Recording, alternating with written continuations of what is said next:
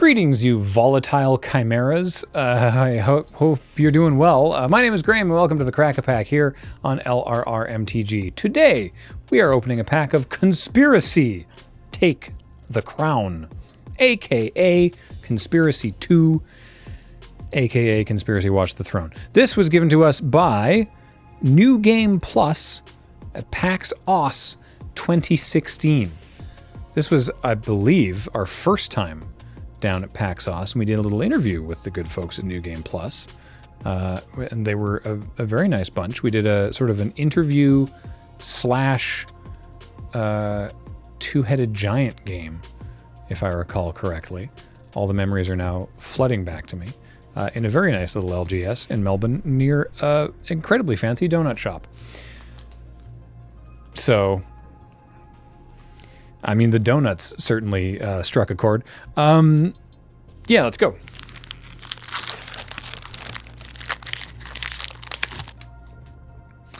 Alrighty.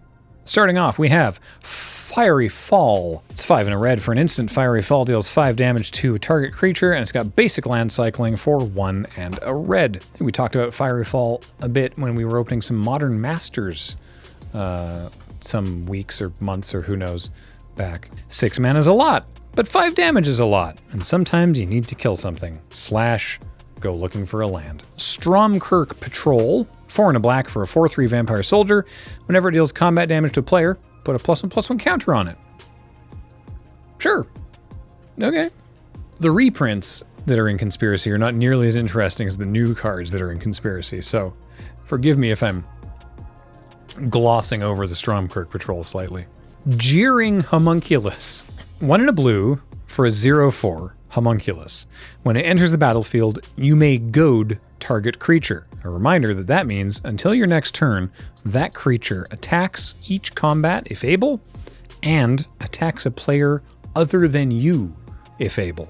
Micklethid had always hated crowds, and they had always hated him. This is the Homunculus Micklethid, who is definitely jeering and pointing at someone in the art, but also definitely looks like he's flipping the bird, which is great. Weird that Micklethid never captured the hearts and minds of Magic players the same way that Fibblethip did.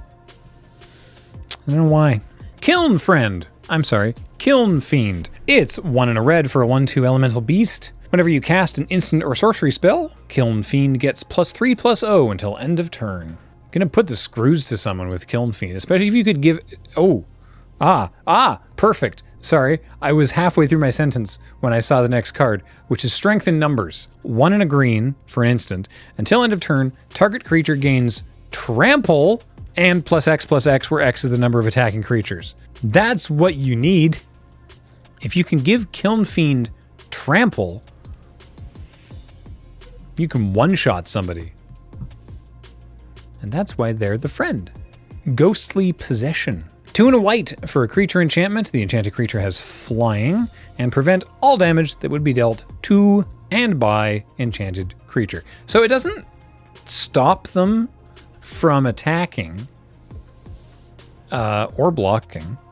They just can't do any damage or take any damage. So really, you're giving your opponent a really reliable blocker when you cast this on their thing. So that creature has to be really hurting you. So sometimes you needed a Ghostly Possession. Sure, why not? But sometimes also you need a Plummet. It's 1 and a green for an instant. Destroy target creature with flying. The Elf's Blade carved deep into the Eldrazi drone's fleshy lattices. Without a sound, the drone lost equilibrium and tumbled from the sky. That's cool. It's weird that some of the reprints, I mean, most of the reprints, like Stromkirk Patrol is definitely just on Innistrad, and this is definitely just on Zendikar, and it's weird that the reprints aren't on Paliano, which, by the way, is the city that, the city plane where Conspiracy takes place. I don't know. I appreciate that it's a massive effort to do that, but when you do Conspiracy 3, Wizards, when you do it, go whole hog. Please. Thanks for coming to my talk. Sylvan Bounty is next. It's the Fiery Fall for green, in that it's 5 and a green. Target player gains 8 life, also an instant, but you can also just basic land cycling for 1 and a green. So, yay. Wild Griffin? Mew. 2 and a white for a 2/2 flying griffin.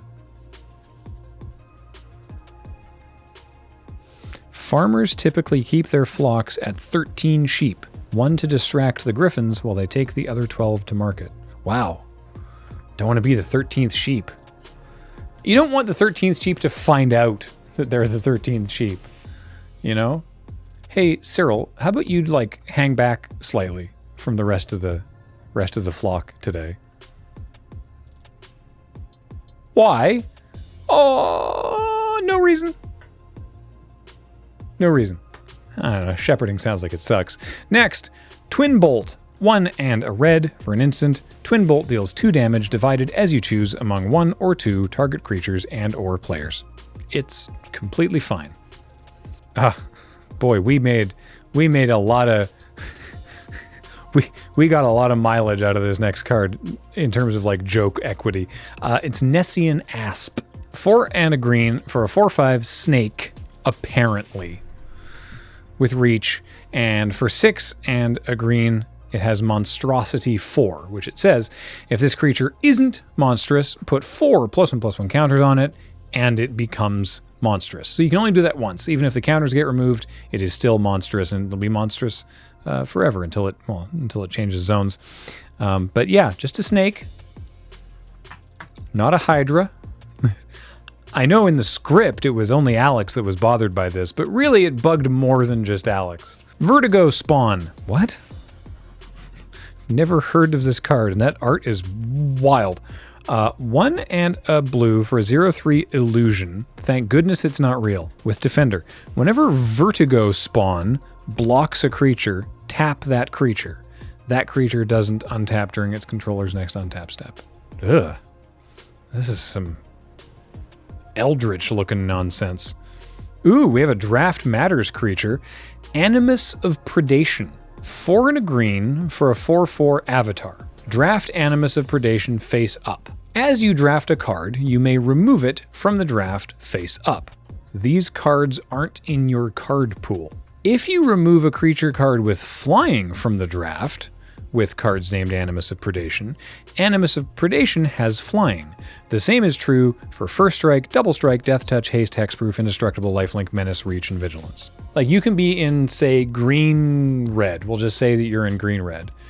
And you can draft a black creature with Death Touch, knowing that you're never going to play it in your deck, but instead of drafting it, you take it and you just go, this is no longer in the draft. The black player beside you going, why?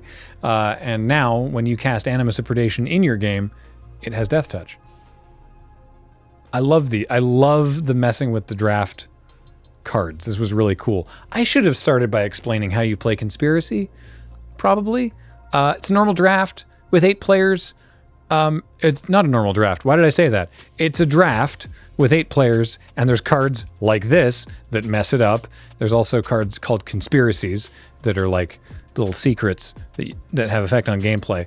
And then after the draft, you divide the pod of 8 players into 2 4-player multiplayer games, and you play it that way. So, very cool stuff. Whoa, Berserk. Dang, we got a mythic. It's a single green mana. I didn't know they reprinted this in Conspiracy. Cast Berserk only before the combat damage step. Target creature gains trample and gets +X/+O until end of turn, where X is its power. At the beginning of the next end step, destroy that creature if it attacked this turn. Dang. That's pretty cool. Oh, we have the misprinted Monarch token. At the beginning your end step, draw a card. Whenever a creature deals combat damage to you, its controller becomes the Monarch. Ah, yes. At the beginning your end step. Very cool. And we have a Conspiracy, because there was one of these in every pack. So this is Adriana's Valor. This one is a hidden agenda, which means that you start the game with this conspiracy face down in the command zone and secretly name a card. You may turn this conspiracy face up at any time and reveal the chosen name. Whenever a creature you control with the chosen name attacks, you may pay white. If you do, that creature gains indestructible until end of turn. So, example, you got your Nessian Asp, and you go, I attack with it, and it's a 4/5 or whatever, and they block with a 5/4, you know, hoping to trade. And then you go, actually, hidden agenda, you've previously named Nessian Asp on your Adriana's Valor, and you pay a white, and suddenly your Nessian Asp is indestructible. Whoa, you got him. Bang. When you make Conspiracy 3 Wizards, I will very much enjoy playing it. Value-wise, you know, Conspiracy's not worth a huge amount. This pack is actually just worth less than $1. Except for Berserk, which is almost $28. So, okay.